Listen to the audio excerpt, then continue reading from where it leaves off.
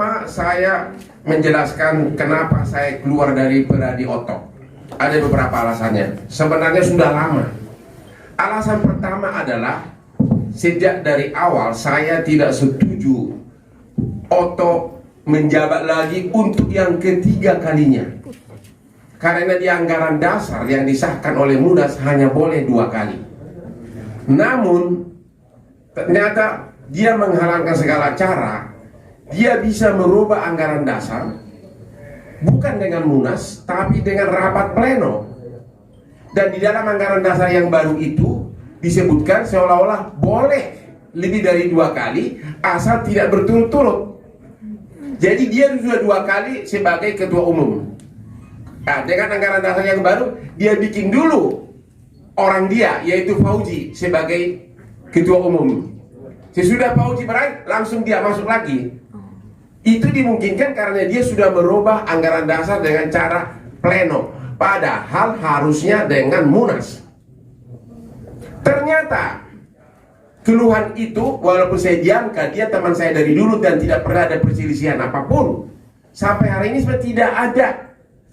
Bahkan waktu dia pemilihan ketua, saingan dia Ricardo Simanjuntak minta saya untuk dukung dia, saya tolak karena demi solidaritas kepada Oto. Kalau saya ikut Ricardo, kemungkinan menang. Karena apa? Mayoritas pengacara muda fans sama gaya Hotman Paris.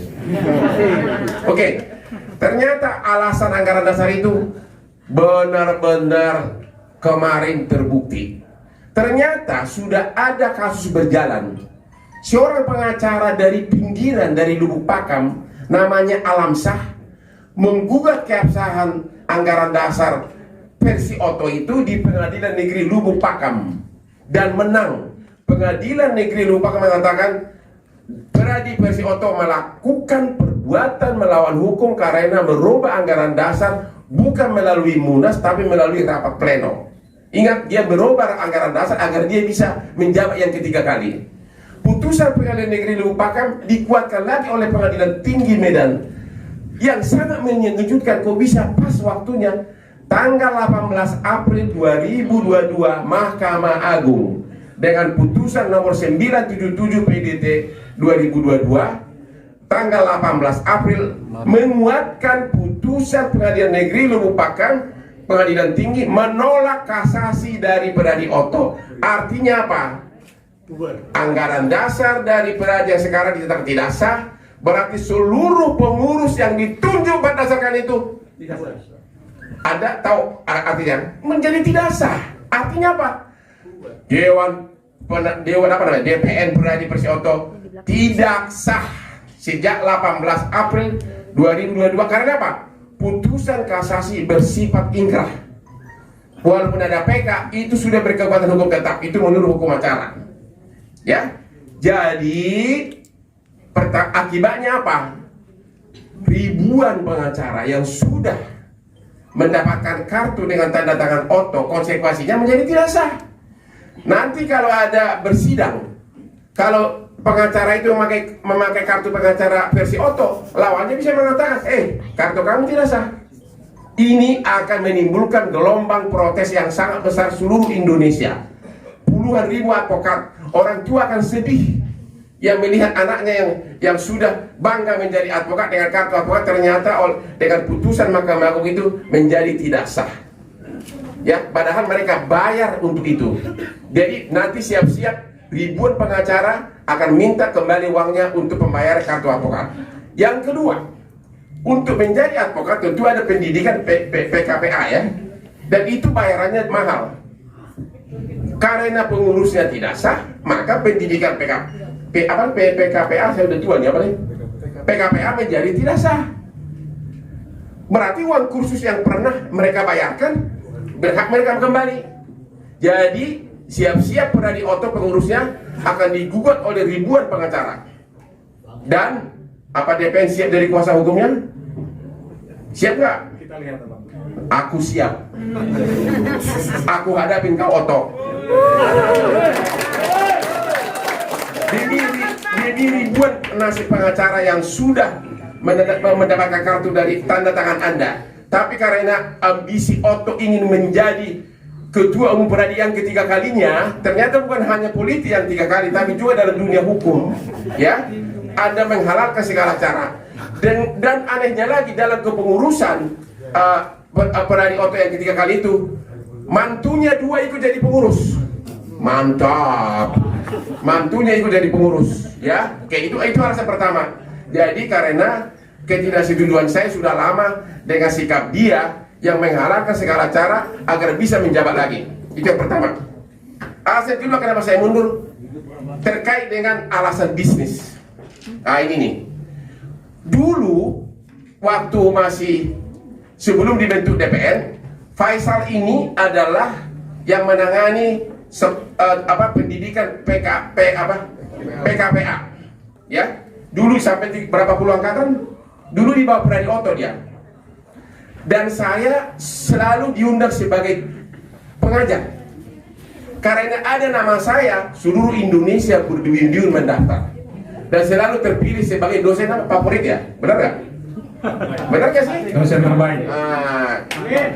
Jadi ya, berulang-ulang Otto telepon dia, jangan pakai Hotman. Coba, jangan pakai Hotman.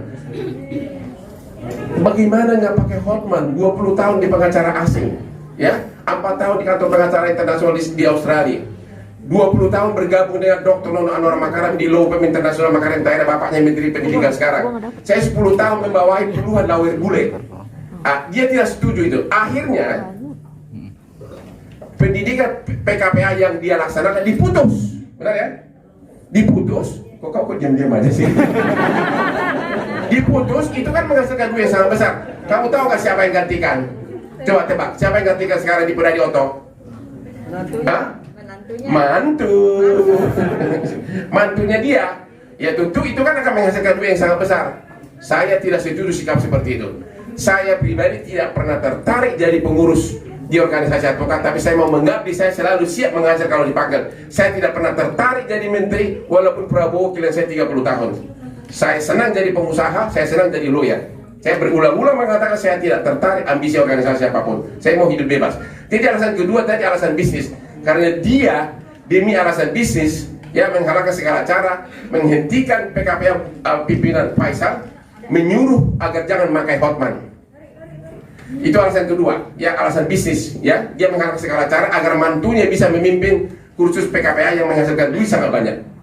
Ya, yang ketiga, alasan ketiga, saya sudah berkali-kali tanya, setahu saya berdasarkan peraturan Menteri Hukum dan HAM, apabila suatu perkumpulan merubah anggaran dasarnya, membuat pengurus baru, harus dilaporkan ke Kementerian Hukum dan HAM dan harus mendapat SK pengesahan dan harus diumumkan dalam berita negara.